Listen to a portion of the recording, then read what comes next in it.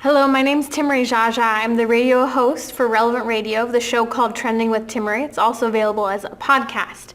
Today I'm addressing the topic of gender ideology, the transgender identity crisis that we find ourselves facing that's actually impacting many of us more than we realize. From Pride Month to far beyond Pride Month, with many television shows, movies, and even perhaps a family member close to you. Ultimately, this is a problem addressing specifically the crisis of faith in our culture and the lack of understanding that we were created and that we have a purpose. Second, it also is a problem of affirmation. We've discussed how the millennial generation and down has truly been a generation and two, and moving on, that have been unaffirmed in their identity. This is also ultimately, at the end of the day, a problem, a crisis of the family, which you'll hear over and over again, I imagine, throughout the course of this summit. I want to start by laying out what the crisis is that we're facing. A book came out this past year by a woman named Abigail Shrier. And in that book, she talked about the transgender craze that's seducing our daughters. That's the title of the book.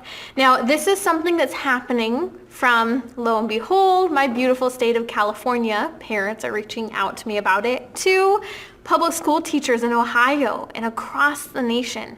And this is the problem.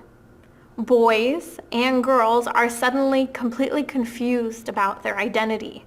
Specifically, we're seeing all of a sudden over the last couple of years, groups of girls, whether they're high school or young adult, college age, coming out together as transgender.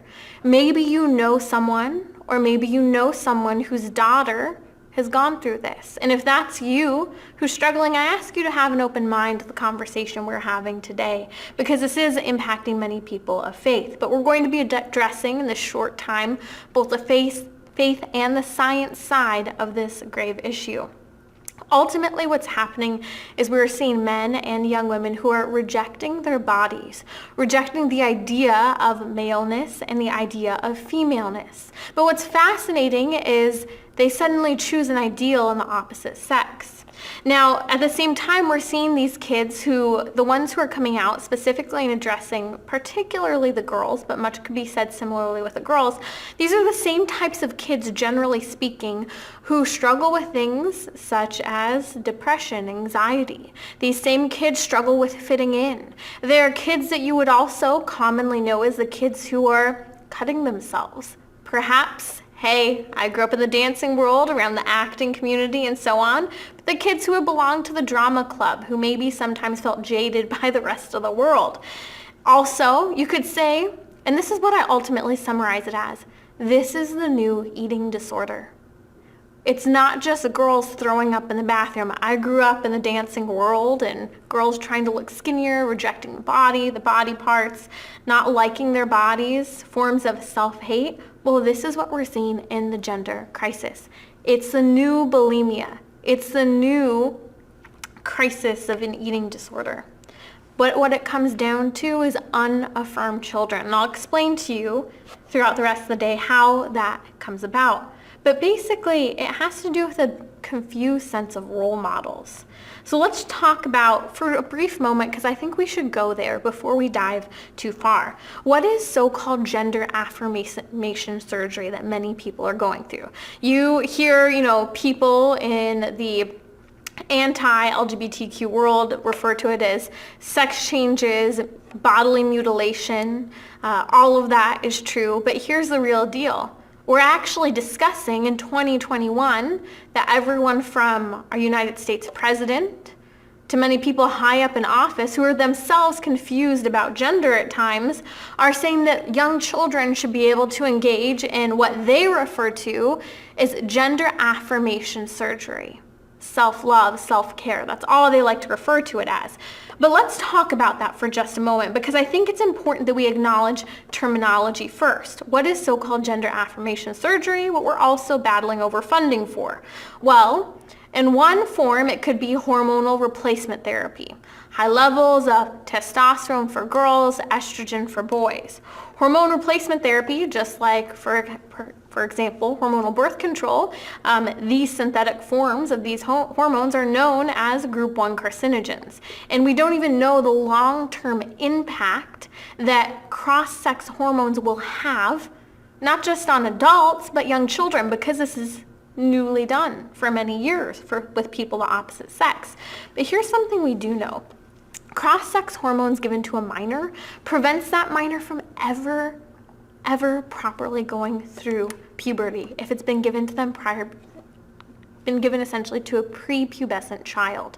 And so we need to address the fact that many pediatricians across the nation are actually calling this sex affirmation surgery or sex affirming care is actually child abuse. And it's true, because these hormone replacement therapies are causing various health issues, abnormal emotional reactions. It's causing body parts to grow and interact in ways that they shouldn't. Not that they suddenly become male or suddenly become female, but it's causing the body to become completely out of whack and not functioning according to the purpose it had. For example, it's preventing puberty from starting. These cross-sex hormones are puberty-blocking drugs for kids. What happens when you have a young girl who struggles with her identity, starts taking cross-sex hormones prior to puberty? Next thing you know, years later, she changes her mind, because guess what? Hint, hint, if you didn't know this, many studies show that 9 out of 10 children who are struggling with their gender identity actually completely work it out as the years go on, as they come out of their adolescence. But that's only if they're not forced and pressured and encouraged by adults to follow a path walking down the LGBTQ agenda, because that's what it is. You see, this is the struggle. So here's that little girl. She's gone through hormonal replacement therapy. It's caused puberty or prevented puberty from occurring. Next thing you know, she's detransitioned, and years later she wants to have children. She can't. Her reproductive system has been completely destroyed, and vice versa. But that doesn't even touch on the surgery. And I'm giving you the shocking truth first, because it's important we define what we're actually talking about. The surgery itself for men and women has to do with top surgery versus bottom surgery. Not everyone does the same thing. I will spare you the gruesome details. If you ever want to listen on my radio show and podcast, Trending with Timmerie, we actually address this with a plastic reconstructive surgeon. What is top surgery? What is bottom surgery? People were horrified to hear what we're talking about and being done to children, not only adults who are confused about their identity. Well, top surgery, for example, you can imagine, is the manipulation of tissue, the cutting off of upper body parts. Also, it's a manipulation, cutting off of lower body parts as well. It's also the stretching and manipulating a body when you only have so much skin. So this is something that was really emphasized, and I'm not going to get into all the details of it because it's gruesome. But here's the reality. When you reconstruct and manipulate skin so much, and then suddenly that person changes their mind and wants to go back, there's no proper going back to how the body fully was before. There's permanent damage and mutilation done to the body. And this is what no one's talking about. And we're allowing little kids like Jazz Jennings and others to go through this, which, by the way, Jazz Jennings, who's written a book, who's been all over social media, follow her work.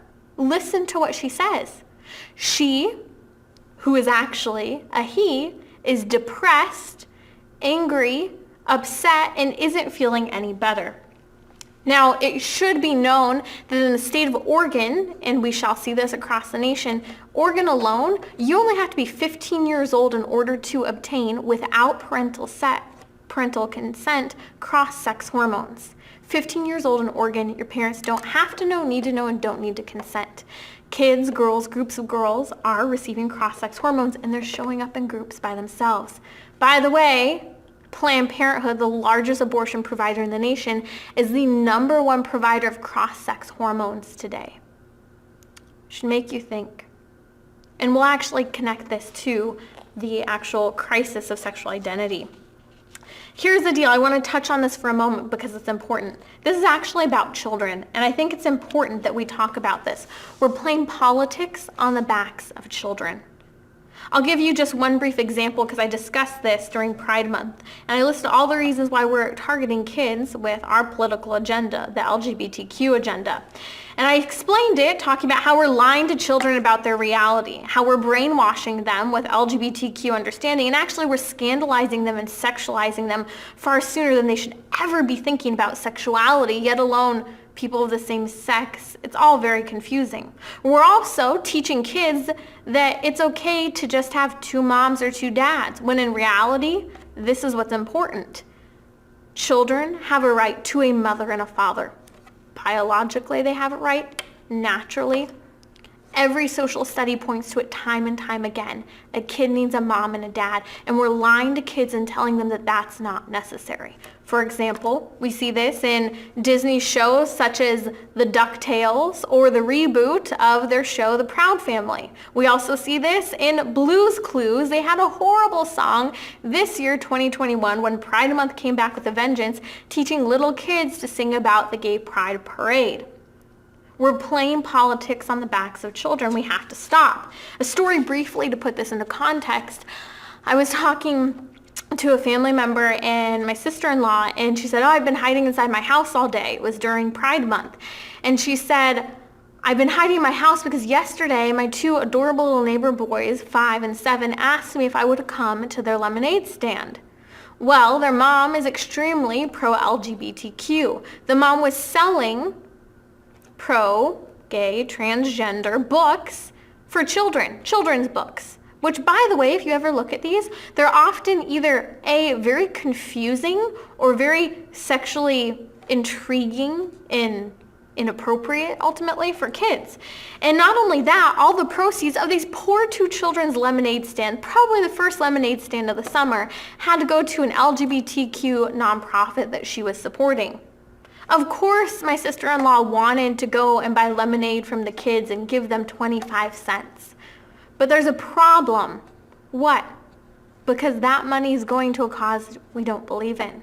And because adults are using children to push forward this agenda, whether it's in television shows and movies, or it's by actually having them go through with transgender sex changes.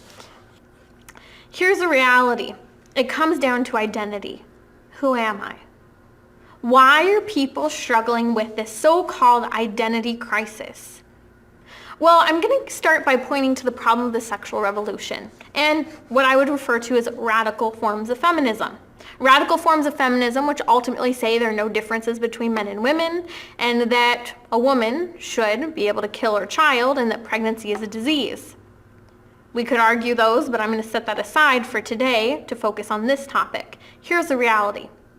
With hormonal contraception, we took babies out of sex. When we took babies out of sex, there was a decriminalization. We can follow the court cases even. We took babies out of sex. That's with Griswold versus Connecticut, the court case.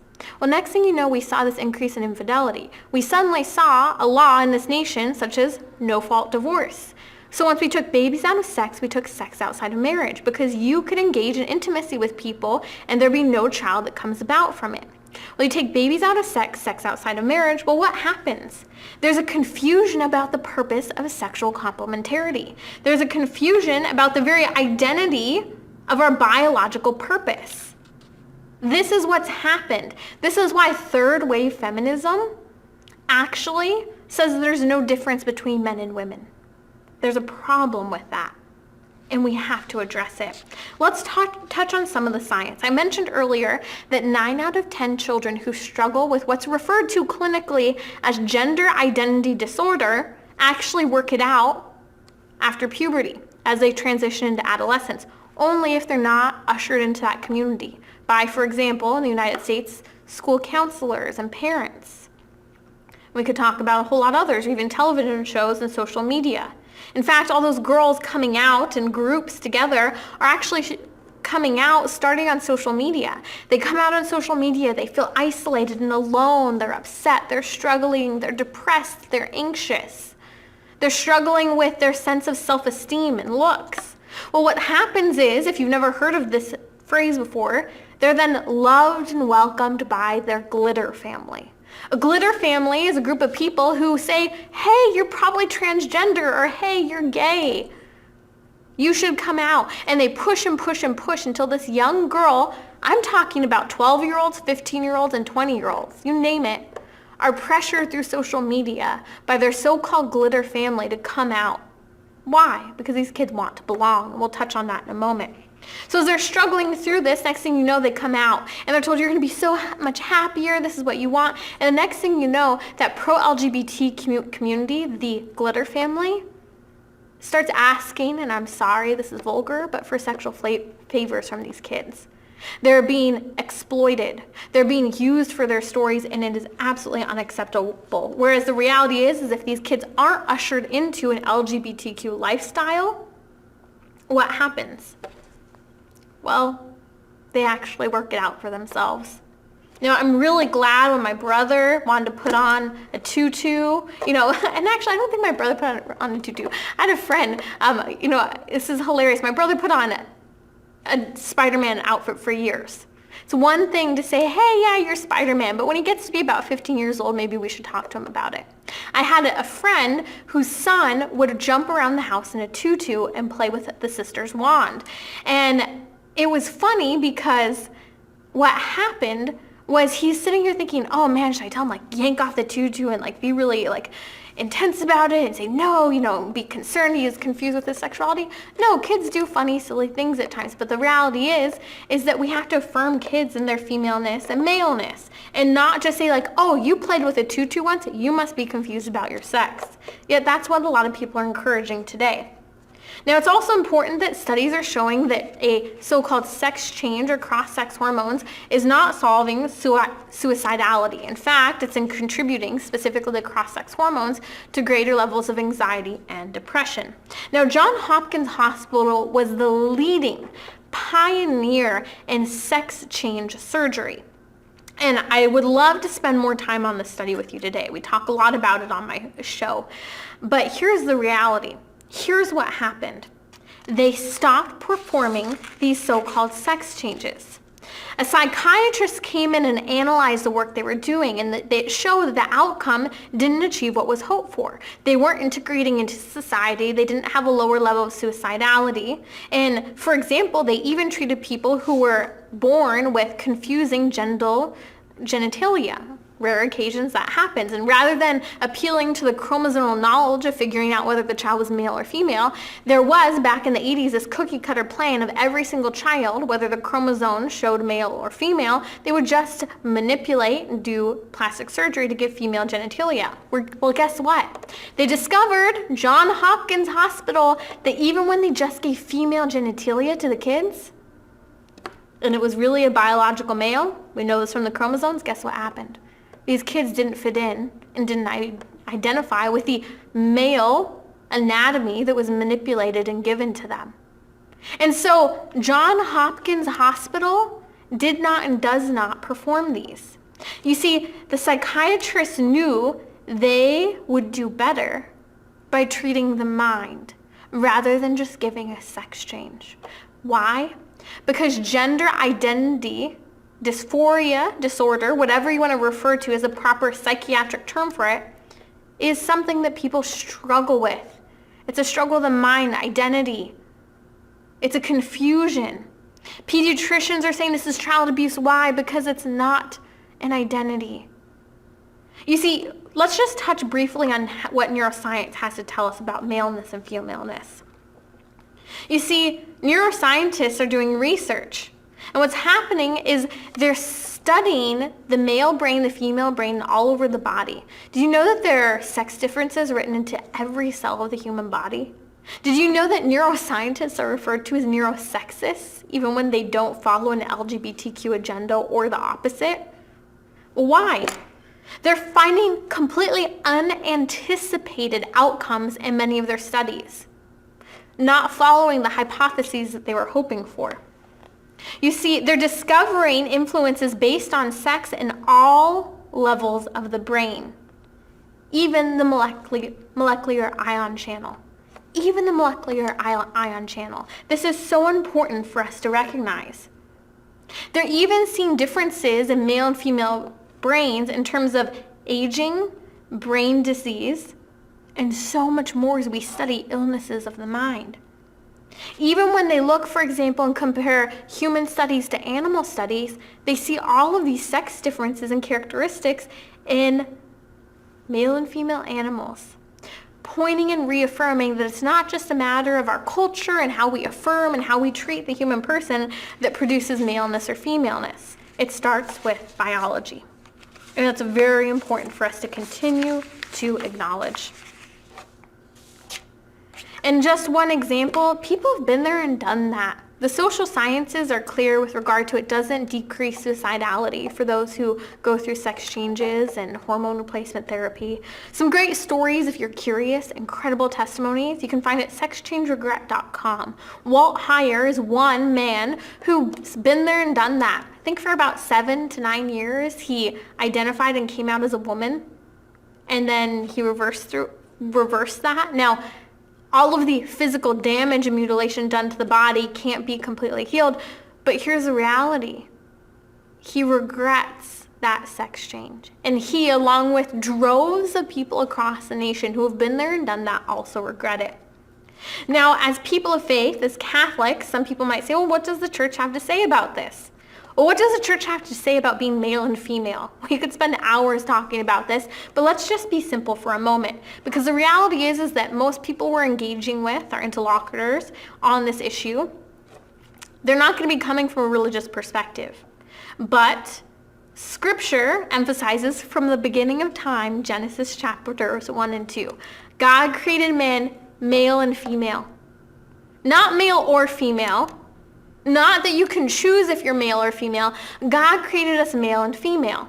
And we read, for example, in Matthew 19, Jesus Christ appeals yet again to the creation narrative. God created the male and female. We're made for genetic, biologic complementarity of the sexes. This is the truth of the matter. Now, the church has affirmed over and over again one man, one woman marriage, based on its biblical roots and tradition. The church has emphasized also, for example, looking to most recently our most recent pope, the popes before him, that essentially this radical gender ideology Norbertine priest, a member of St. Michael's Abbey in Southern California, currently serving as pastor of St. John the Baptist Parish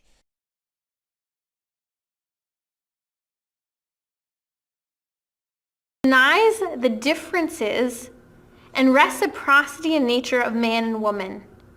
And the problem is that it then eliminates the human anthropology that's based on the family. So what happens is when we try to obliterate, when we take the lie of gender ideology, we obliterate the meaning of the family, and we actually destroy human anthropology. That is, what does it mean to be human? How do we interact? So here's where we're coming. What's the answer? How do we fix and address this, and why are we discussing this during this St. Joseph Summit? Well, this is a crisis in our culture. It's a crisis ultimately of spirituality. It's not just a crisis of some people saying love is love, I can do whatever I want with my body. You see, men and women, starting out as young girls and boys, are struggling with their maleness and femaleness. Young boys are struggling to understand and come into their manhood, and young girls are struggling to be affirmed in their femininity and accept their bodies, and vice versa. You see, it's fascinating to read stories. For example, one great expert and resource on this is Dr. Joseph Nicolosi. He wrote a rather provocative book title called A Parent's Guide to Preventing Homosexuality. Now, in this, it doesn't just have to do with the issue of same-sex attraction, it has to do with the issue of gender overall. And the problem at the heart of the book addresses the fact that some little boys, because it particularly addresses boys, are struggling because they haven't been affirmed in their maleness. They're the kids who maybe struggled with asthma and didn't fit in with other kids, struggled to socialize, didn't get to play ball, or always felt left out. Maybe that they had special dietary needs and made them feel less like one of the other boys. Girls are struggling with an acceptance of their body, especially in a culture that basically says it's bad to be female, and many girls are being told to chant the song, I can do anything, you can do better to men. Not that women can't do things better at times, but men can do things well as well. You see, boys and girls are rejecting their bodies because they're constantly being told one is bad versus the other is bad, even looking to the crisis of so-called toxic masculinity, which is absolutely not true. But this is what young boys hear. You see, what did God do the very beginning of creation that can help us to answer and understand this problem of lack of affirmation in our maleness and femaleness as kids? Well, God teaches us and sets a great example as a great father. In Genesis chapter 1, God creates everything from the fish, the sky, the earth, the plants, animals, and then he creates the human person. And God looks at all that he created, and it's when he created the human person, he doesn't just say this is good. He said everything was good that he created, but when he creates the human person, he says this is very good. God gives us the first example that one of the first things to do, one of the most important things to do, is to affirm one another. In fact, there are 2 times that God the Father speaks in sacred scripture, in specifically the New Testament, the Gospels. Do you know when they are? They're at the baptism and the transfiguration. For example, Matthew chapter 3. What does God say with a booming voice from heaven? This is my beloved Son with whom I am well pleased. At the transfiguration on Mount Tabor, Matthew 17. What does God the Father say again as a good father? He affirms his Son Jesus Christ and says again, this is my beloved Son with whom I am well pleased. This is what young men and women need, affirmation. They need ultimately unconditional love. You see, people are going to struggle with identity, with sin, with brokenness, with falling contrary to what the perfect ideal is. We're not perfect. But what people need to know is that who they are is good, whether male or female.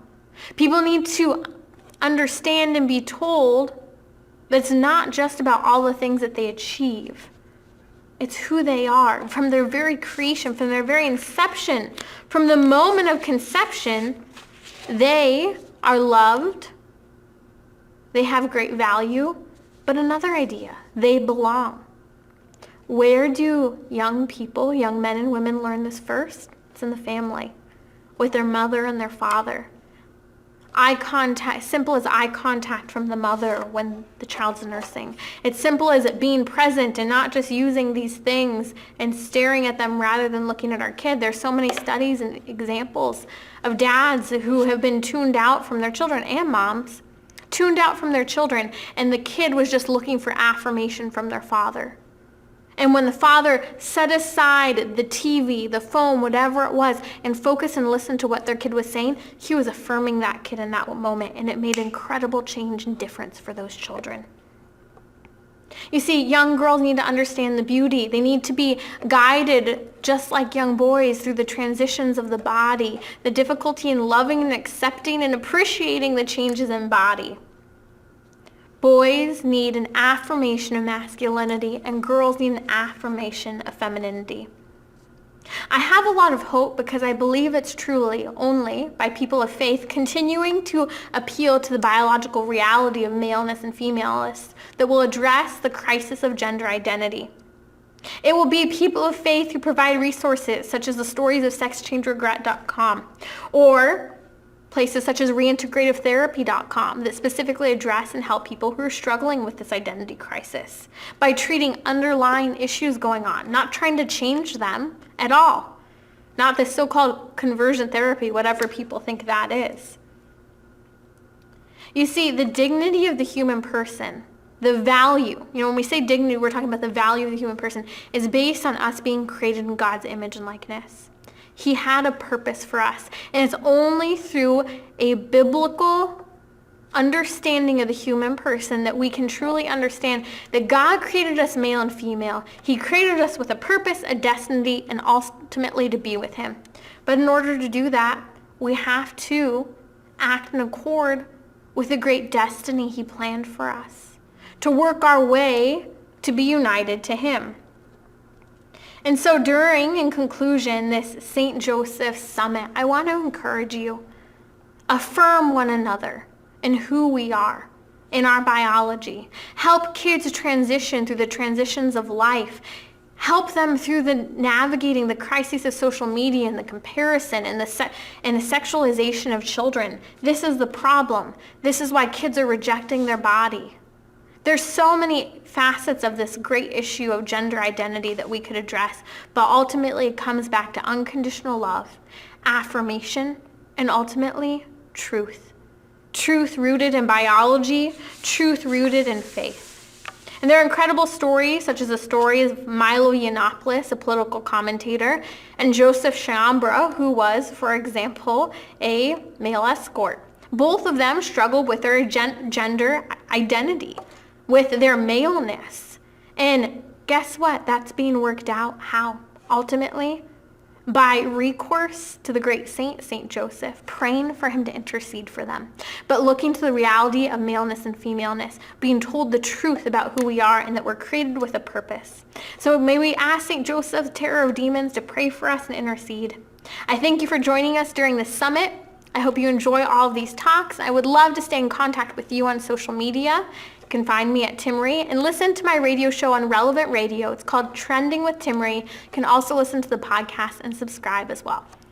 Take care and God bless.